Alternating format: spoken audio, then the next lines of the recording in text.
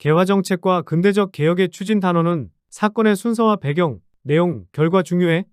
조선이 강화도 조약으로 개항하기 전 청나라와 일본은 어떤 상황이었을까? 청나라는 양모운동, 변법자강운동 등 근대적 개혁에 실패해 국력이 약해져 서양열강의 압력에 시달렸고, 일본은 메이지 유신이 성공해 강력한 나라가 되었다고 기억해. 19세기에는 세도 정치로 정치 기강이 무너지고 백성들의 생활이 어려워졌으며 서양열강의 접근도 계속됐다고 했지? 이때 어린 나이, 즉 12살의 고종이 즉위하면서 고종의 아버지 흥선대원군이 실권을 장악했어. 19세기 초 서양열강들은 조선의 통상을 요구했지. 하지만 당시 집권자였던 흥선대원군은 서양열강의 통상수교 요구를 거부했어. 그러자 전쟁이 발발했는데 바로 병인양요와 신미양요야. 병인양요는 프랑스가, 신미양요는 미국이 강화도를 침략한 사건이지. 그런데 병인양요와 신미양요 두 전투에서 조선이 모두 승리했어. 사진은 어제현 장군의 수작이야. 수는 장수수를 뜻하는데 1871년 신미양요 당시 강화도 광성보에서 미군에게 빼앗긴 깃발로 2007년에 반환되었지. 암기팁이 있어. 병인양요와 신미양요. 병신이라고 외워. 좋은 뜻은 아니지만 어쩔 수 없어. 연도는 외우지 마. 또 신미양요에는 미자가 들어가지? 미국과 싸운 거야. 신미양요 하나만 외워. 나머지는 프랑스. 암기팁. 병, 신. 병은 병인양요, 신은 신미양요, 미국과 싸움. 암기팁. 병, 신. 병은 병인양요, 신은 신미양요, 미국과 싸움. 프랑스와 미국을 물리쳐 자신만만해진 흥선대원군은 서양의 통상요구에 대한 거부를 분명히 밝히고 이를 널리 알리기 위해 척합의를 전국 곳곳에 세웠어. 자료를 봐. 척합의의 내용. 서양호랑캐가 침범했을 때 싸우지 않음은 곧 화의하자는 것이요, 화의를 주장함은 곧 나라를 파는 것이다. 개항이란 10개, 항구항, 즉 항구를 열었다는 뜻이야. 1875년 일본은 운요호 사건을 일으켜 조선을 대포로 위협해 문호개방을 강요했지. 결국 1년 뒤인 1876년 강화도 조약이 체결돼 부산, 원산, 인천 등 3개 항구를 개항했어. 문호란 문과 같은 뜻이야. 문호개방은 문을 연다는 뜻이고, 즉 문호개방과 개항은 같은 뜻이지. 문호, 즉 항구를 연 것이 개항이니까. 강화도 조약은 조선이 외국, 즉 다른 나라와 맺은 최초의 근대적 조약이야. 하지만 불평등 조약이었어. 강화도 조약. 제1관. 조선은 자주국이며 일본국과 동등한 권리를 가진다. 제4관. 조선은 부산항 외에 두 곳의 항구를 개항하고 일본인의 통상을 허가한다. 제7관. 일본국 항해자가 조선국 연해를 자유롭게 측량하도록 허용한다. 제10관. 일본국 국민이 조선국 항구에서 저지른 범죄 행위는 일본국 관원이 심판한다. 자료를 봐. 제1관. 조선은 자주국이라고 했지? 이제부터 조선은 청나라의 속국이 아니라 일본처럼 독립국가라는 뜻이야. 청나라보다는 일본 말을 잘 들으라는 뜻이지. 제4관. 일본이 조선에 부산항 말고 2개의 항구를 더 열라고 요구했지? 강화도 조약에 따라 조선은 부산항, 원산항, 제물포항, 즉 인천항을 차례로 개항했어. 새 항구에는 일본인들이 자유롭게 출입해 통상했고, 제7관. 일본에게 조선 연해에 대한 측량권을 허용하고, 제10관. 치외법권도 인정했지. 치외법권이란 일본인이 조선에서 범죄를 일으켰을 때 조선법이 아닌 일본법에 따라 재판받을 권리야. 그래서 범죄자들은 일본법에 따라 석방됐지. 조선에서 일으킨 범죄니까 조선법에 따라 처벌되는 게 당연한데 말이야. 강화도 조약을 맺어 개항을 했으니 개혁을 추진해야겠지?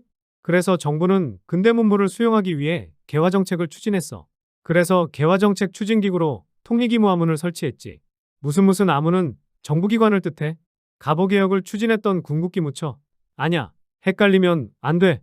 또 신식군대인 별기군을 창설했고, 청나라에는 영선사를, 일본에는 수신사와 조사시찰단을 사절단으로 파견했지. 조선 후기 청에 파견됐던 연행사, 일본에 파견됐던 통신사.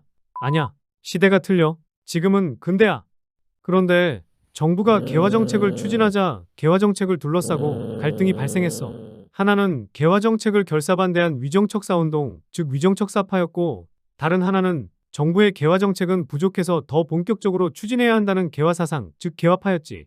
이처럼 위정척사파와 개화파 둘 다 정부의 개화정책에 불만이 있었어.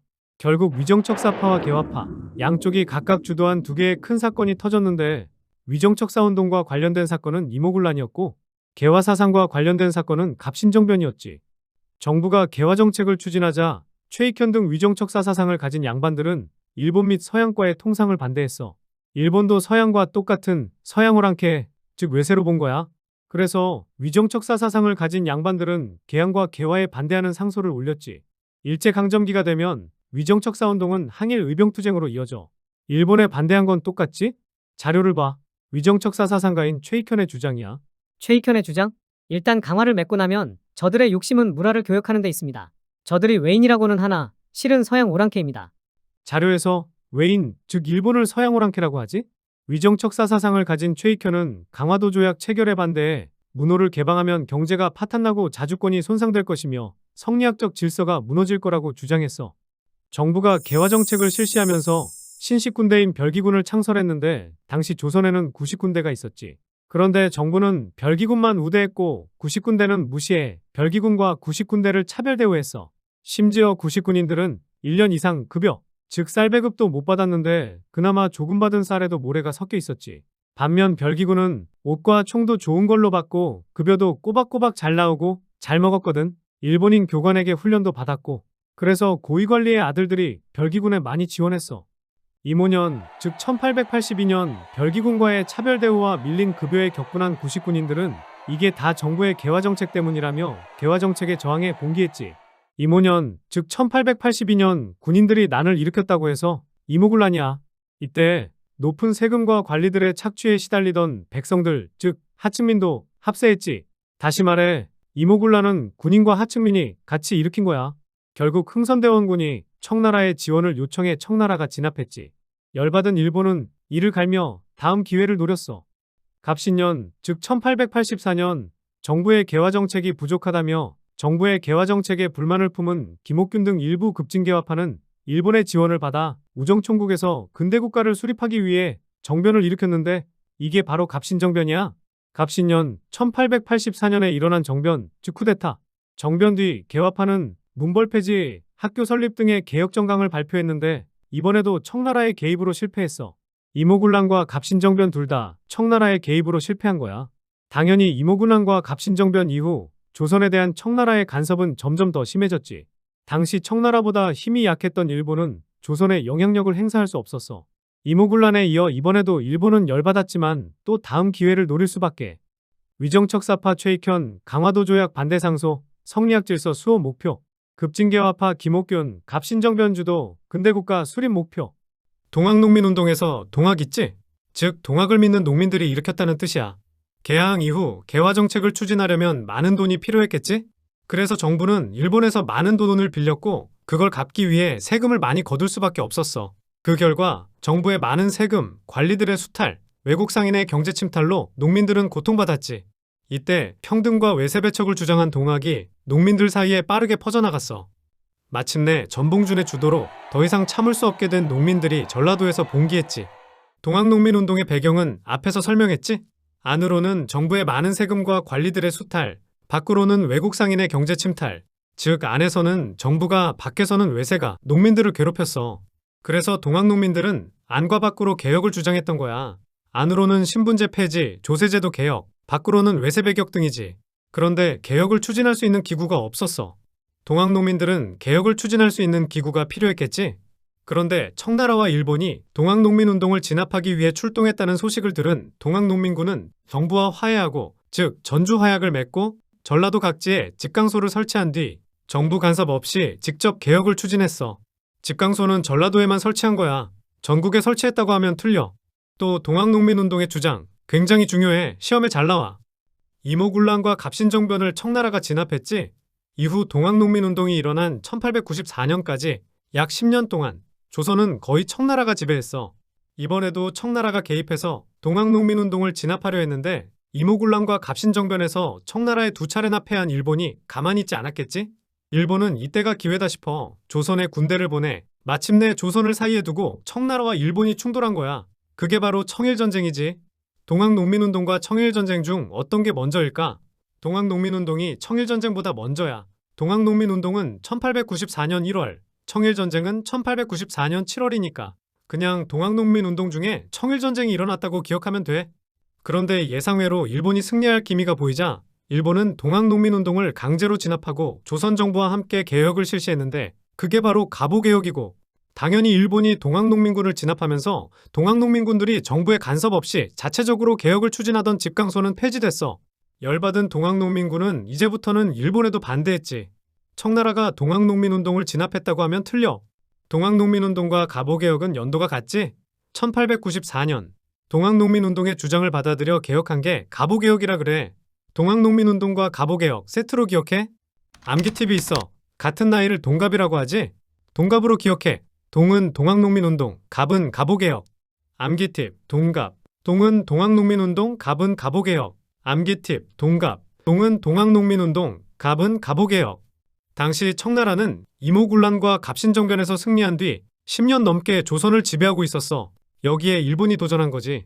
그런데 1894년 동학농민운동이 일어나자 일본은 청나라에 빼앗긴 세력을 만회하기 위해 조선에 군대를 보내 동학농민운동을 진압하려고 했지. 10년 넘게 조선을 지배하고 있던 청나라가 가만히 있을 수 없겠지? 그래서 청일전쟁이 일어나게 된 거야. 일본은 청일전쟁에서 이길 가망성이 보이자 자기네가 조선을 개혁해준다는 구실로 경복궁을 기습 점령하고 그동안 조선이 자체적으로 개혁을 추진하기 위해 만들었던 교정청을 폐지한 뒤 고종을 협박해 김홍집이 중심인 개화파로 구성된 정부, 즉 개화파 정부를 새로 만들고 개혁 추진기구로 군국기무처를 설치해 개혁을 실시했어. 그러니까 조선이 만든 교정청을 없애고 일본이 군국기무처를 만들어 개혁을 한 거지. 즉 갑오개혁은 일본의 의도대로 한 개혁이었어. 갑오개혁을 교정청에서 추진했다고 하면 틀려. 교정청 아니야. 통리기무화문도 아니고. 그건 강화도 조약으로 개항한 뒤 개혁을 추진했던 관청이지. 또 일본이 고종을 협박해 위정척사파를 내쫓고 일본과 친한 개화파로 구성된 개화파 정부를 새로 만들었다고 했지. 이처럼 갑오개혁은 일본과 친일 개화파 정부가 주도해 추진했던 거야. 당시 일본은 청나라와 청일전쟁 중이었기 때문에 군국기무처는 일본의 간섭을 받지 않고 어느 정도 자주적인 개혁을 할 수 있었어. 하지만 군사개혁은 제외됐겠지? 조선이 군사개혁을 해서 강한 나라가 되면 일본에 불리하니까. 갑오개혁을 추진했던 군국기무처와 개화정책을 추진했던 통리기무 아문을 헷갈리면 안 돼. 군국기무처는 일본이, 통리기무 아문은 조선이 설치한 거야. 다음 4가지 개혁기구 구별해. 집강소, 동학농민군 설치, 교정청, 조선 설치, 군국기무처, 일본 강요로 설치, 통리기무화문, 조선 설치, 개화 추진. 암기팁이 있어. 일본군으로 외워. 일본은 일본, 군은 군국기무처. 암기팁, 일본군, 일본은 일본, 군은 군국기무처. 암기팁, 일본군, 일본은 일본, 군은 군국기무처. 갑오개혁은 동학농민운동 때문에 개화파 정부에서 시행한 거니까 동학농민군과 개화파의 요구사항을 각각 받아들였어. 그래서 신분제를 폐지하고 어린 나이에 일찍 혼인하는 조혼을 금지하고 과부의 재가, 즉 재혼을 허용했지. 비록 일본의 간섭을 받긴 했지만 갑오개혁은 우리나라 최초의 근대적 개혁이라는데 그 의의가 있어. 갑오개혁의 내용은 시험에 잘 나와. 첫째, 신분제 폐지. 둘째, 조혼 금지. 셋째, 과부제가 허용. 암기팁이 있어. 결혼하자마자 남편과 따로 살아. 그걸 신혼과부라고 해. 물론 좋은 뜻은 아니야. 암기팁. 갑오개혁의 내용은 신혼과부. 신은 신분제 폐지, 혼은 조혼 금지, 과부는 과부제가 허용이야. 암기팁. 신혼과부, 신은 신분제 폐지, 혼은 조혼 금지, 과부는 과부제가 허용. 1895년 청일전쟁에서 승리한 일본은 이후 조선을 단독으로 지배할 수 있게 됐지. 한편 그동안 청나라의 의지에 일본을 견제해왔던 고종과 명성황후는 위기감을 느꼈어. 그래서 러시아의 힘을 빌려 일본을 견제하기 위해 칠러 정책을 추진했지. 그러자 조선에서 영향력이 축소돼 열받은 일본이 조선에 복수하기 위해 청나라, 러시아와 친했던 명성황후를 죽였는데 바로 울미사변이야. 일본은 절호의 기회를 놓치고 싶지 않았지. 이후 일본의 조선에 대한 내정 간섭이 심해져 거의 식민지 전 단계까지 갔어. 이제부터는 러시아와 일본의 대립 시작이야. 청나라 아니야? 이모군란과 갑신정변으로 의기양양하던 청나라는 청일전쟁 패배로 일본에 깨갱하고 끝났기 때문이야. 이제 아시아에서는 일본과 러시아만 남았지. 마침내 일본은 러시아와의 결전을 준비해. 고종은 명성황후가 죽은 경복궁에서 더 이상 살 수 없었어. 생각해봐. 너희들 같으면 가족이 살해당한 집에서 살 수 있겠니? 떠나고 싶겠지? 게다가 다음 차례는 고종이야. 언제든 일본에 의해 죽을 수 있겠지? 빨리 떠나야겠지? 당신은 러시아와 친한 친러 정권이었어. 신변의 위협을 느낀 고종은 러시아 군대가 지켜주는 러시아 공사관으로 피신하기로 마음먹지. 궁궐 바로 옆에 있어서 이동하기도 쉬웠거든. 그래서 고종은 변장한 뒤 가마를 타고 일본군을 속이는데 성공해. 이걸 아관파천이라고 하지. 즉, 아관파천은 을미사변의 결과야. 아관에서 아는 러시아를 관은 공사관을, 파천은 옮긴다는 뜻이지. 쉽게 기억하려면 명성황후가 일본인에게 죽은 을미사변을 겪은 고종이 겁먹고 러시아 공사관으로 피했다고 기억해. 1885년 을미사변과 1886년 아관파천은 1년 차이지? 을미사변 결과 아관파천이 일어났기 때문에 을미사변이 아관파천의 원인이 된 거야. 두 사건을 세트로 기억해.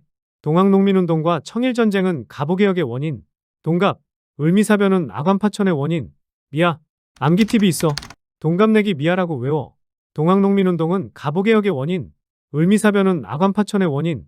동은 동학농민운동, 갑은 갑오개혁, 미는 을미사변, 아는 아관파천. 암기팁, 동갑내기 미아. 동은 동학농민운동, 갑은 갑오개혁, 미는 을미사변, 아는 아관파천.